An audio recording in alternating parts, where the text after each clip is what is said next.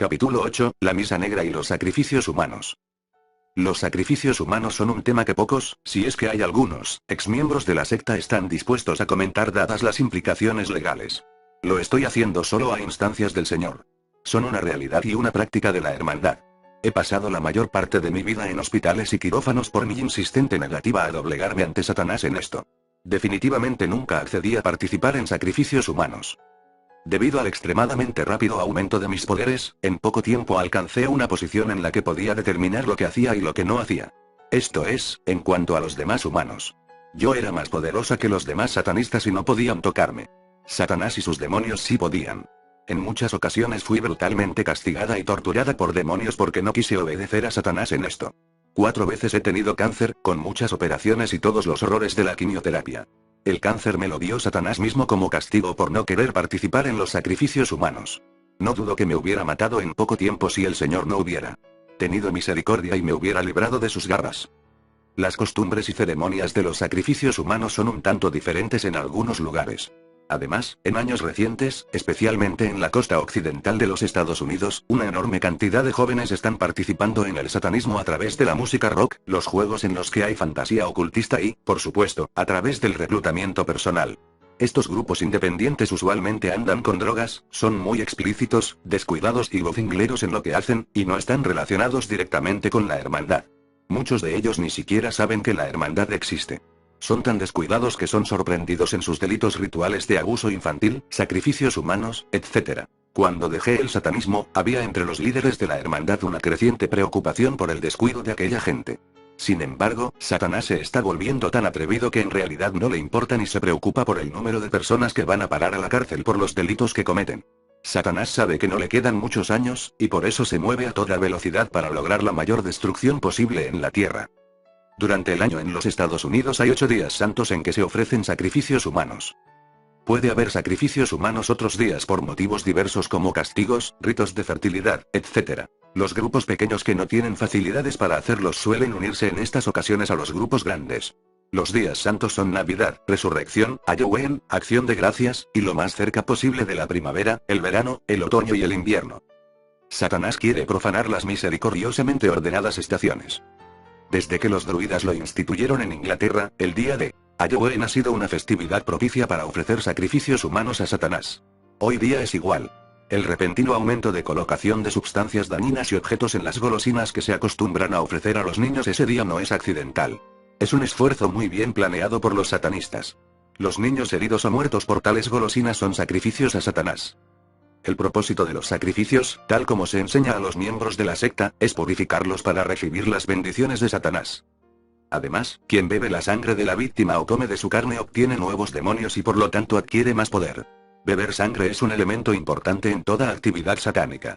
No es una mera coincidencia, sino que Satanás siempre está tratando de profanar los principios de Dios. Y cualquier varón de la casa de Israel, o de los extranjeros que peregrina entre ellos, que comiere alguna sangre, yo pondré mi rostro contra la persona que comiere sangre, y le cortaré de entre su pueblo. Porque la vida de la carne en la sangre está, Levítico 17, 10, 11. Los sacrificios humanos, como todas las reuniones de la secta, nunca se celebran 2 veces en el mismo lugar. La mayoría de los miembros no se entera del lugar en que ha de celebrarse la próxima reunión sino hasta unas pocas horas antes de que empiece. Los sacrificios siempre se ofrecen en lugares escondidos y apartados. En las grandes ciudades esto a veces se vuelve un problema, pero siempre se encuentra una bodega o un edificio abandonado. La hermandad raras veces realiza sacrificios humanos al aire libre. A veces lo hace cuando se encuentra un lugar muy apartado o cenagoso. Esto no es así con los jóvenes atrapados en la droga. Ellos no toman ninguna medida de seguridad, por eso la hermandad se encarga de que la policía los descubra y arreste, o simplemente los elimina para evitar problemas. La hermandad siempre procura que los declaren locos para que no se descubran sus conexiones con el satanismo. En la hermandad hay comités encargados de preparar el equipo necesario y organizar la limpieza al final. Los satanistas que son policías están siempre en estos comités. Su tarea es prevenir la interferencia de la ley. El equipo, entre los que está el trono dorado de Satanás, etc., es transportado en camionetas. Puede armarse y desarmarse fácilmente. Los cadáveres son cremados. Los recién nacidos son enterrados sin problemas, incluso en un depósito de basura. Ocasionalmente el cadáver es cremado en el lugar del sacrificio. Cuando esto no es posible no suele haber dificultad en acudir a alguna funeraria cercana. También es frecuente que se utilicen las facilidades de alguna clínica veterinaria o albergue de animales. A la alta disciplina y al cuidadoso planeamiento de los comités encargados de los preparativos y la limpieza se debe el que los sacrificios humanos no hayan salido a la luz pública en tantos años. Las medidas de seguridad que se toman son siempre extremas y durante la ceremonia constantemente se monitorizan las frecuencias radiales de la policía. Cualquiera que haya presenciado sacrificios humanos y trate de salirse de la secta lo hace arriesgando su propia vida. La única manera de salirse es mediante el poder de Jesucristo y aún así no es fácil. Los demonios vigilan bien a cualquiera que haya participado en lo más mínimo en tales prácticas. Voy a describirles una misa negra a la que me obligaron a asistir. Yo era por ese entonces una miembro del montón. Todavía no era gran sacerdotisa y literalmente me tenían cautiva. Las misas negras se celebran una vez al año, siempre en luna llena y al final de Semana Santa. La mayoría de las competencias a que yo asistí en California fueron antes de un domingo de resurrección y culminaban con una misa negra de resurrección. Sin importarme el costo, siempre me las arreglaba para salir antes de la ceremonia. Satanás se ocupaba de que yo pagara por mi rebelión, pero a mí eso no me importaba. En los días de aquel horrible fin de semana, yo era muy joven, casi una niña, pero su recuerdo todavía me atormenta y siempre me atormentará. Llevaba menos de un año como miembro de la secta. La gran sacerdotisa me informó que se iba a celebrar una ceremonia muy importante, que yo tenía el privilegio de haber sido invitada, pero también me aclaró bien que estaba obligada a asistir. Solo quienes han sido invitados pueden asistir y quienes son invitados están obligados a asistir. Pocos están dispuestos a provocar la ira de Satanás no asistiendo. En verdad temen ser los sacrificados en la siguiente misa negra. Pero a mí no se me permitió ir sola, pero sí acompañada por mi patrona, la gran sacerdotisa y varias otras brujas. La reunión se celebró en un inmenso establo apartado que había sido ligeramente remodelado para la ocasión. Calculo que habría un par de miles de personas del área circunvecina. La mayoría había usado drogas antes de llegar y además de eso, todos recibimos pociones con drogas y alcohol al principio de la reunión. Siempre evité tomar aquellas bebidas con drogas porque conocía el peligro de una mente embotada. Había muchas mujeres que codiciaban el privilegio que tenía yo de estar siendo adiestrada para ser gran sacerdotisa. La alta jerarquía de la secta nunca probaba aquellas bebidas y despreciaba a quienes lo hacían. Yo no sabía lo que iba a ocurrir cuando aquella noche entré en el establo con mis acompañantes. Era viernes en la noche, Viernes Santo. La reunión iba a prolongarse hasta el domingo.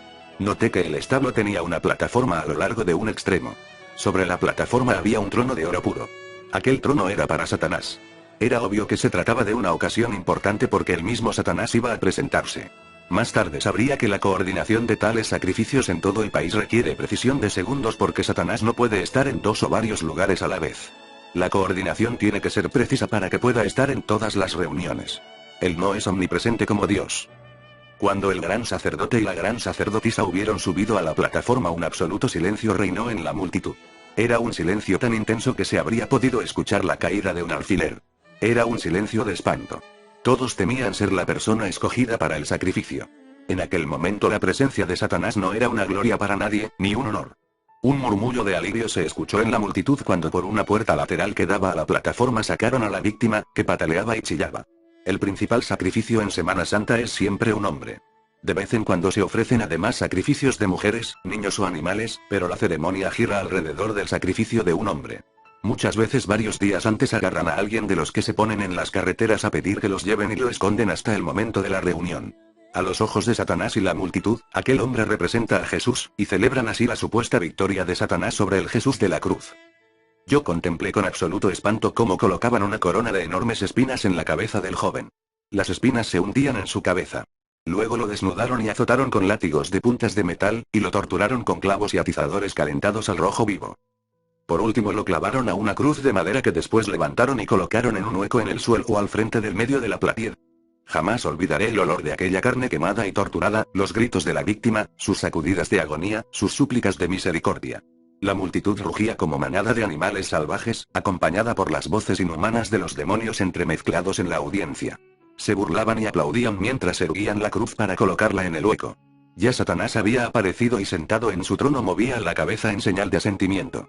El gran sacerdote orinó sobre la víctima y los miembros de la congregación le lanzaban excrementos mientras aplaudían a Satanás y su supuesta victoria, y se postraban y lo adoraban. Satanás se presentó en la forma humana acostumbrada, completamente de blanco resplandeciente. Pero sus ojos brillaron como roja llama y lanzó la cabeza hacia atrás para emitir un aullido y un chillido en espantosa risotada de victoria cuando el gran sacerdote hundió un largo clavo en la frente del hombre para clavarlo en la cruz y matarlo. La multitud enloqueció, y prorrumpió en chillidos y gritos y danzó en loco frenesí ante la victoria. A viva voz concedían toda victoria y poder y honra a su padre Satanás. Satanás desapareció poco después para asistir al próximo sacrificio de Misa Negra. Al desaparecer él, la reunión se convirtió en orgía sexual humano con humano y demonio con humano. Se practicaba todo tipo de perversión sexual. Recogieron la sangre de la víctima y la mezclaron con drogas y alcohol, y el gran sacerdote y la gran sacerdotisa la bebieron y la pasaron a la multitud. Muchos de los presentes profanaron el cadáver. Las horas de la noche transcurrieron en medio de aquel demoníaco frenesí de drogas y alcohol. A su momento decapitaron el cadáver y lo molieron. Algunas porciones fueron mezcladas con drogas y otras sustancias. Los que querían más poder comieron de la mezcla. Al tercer día, cuando la gente comenzó a recuperarse de la droga, se fueron yendo de 2 en 2 o de 3 en 3. Salieron proclamando que su grande y glorioso padre Satanás había obtenido otra victoria sobre el enemigo Jesucristo. ¿Qué burla es la Misa Negra? Satanás sabe que es una burla. La ceremonia en sí es símbolo de la muerte de Cristo. Satanás proclama que Jesucristo fue el sacrificio supremo que le ha sido hecho, que triunfó sobre Cristo al matarlo en la cruz. Satanás miente. Él sabe, y lo saben también los demonios, que el derrotado en la cruz fue Satanás, no Jesús. Pero la gente no lo sabe. Yo soy una de los pocos afortunados que han descubierto que aquello es mentira. Es una indescriptiblemente horrible mentira. Declaro ante usted, lector, ante usted que quizás sea satanista, que quizás todavía no ha hecho de Jesús su maestro y señor, que Satanás no triunfó en la cruz.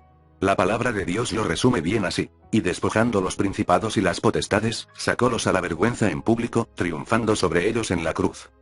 Colosenses 2:15. Jesús vive. Satanás no tiene ningún derecho sobre nosotros. Podemos ser liberados de los lazos de Satanás. Lo único que hay que hacer es pedirle a Jesús que nos liberte. Ya él pagó el precio. ¿Por qué no se lo pide hoy? Mañana puede ser demasiado tarde.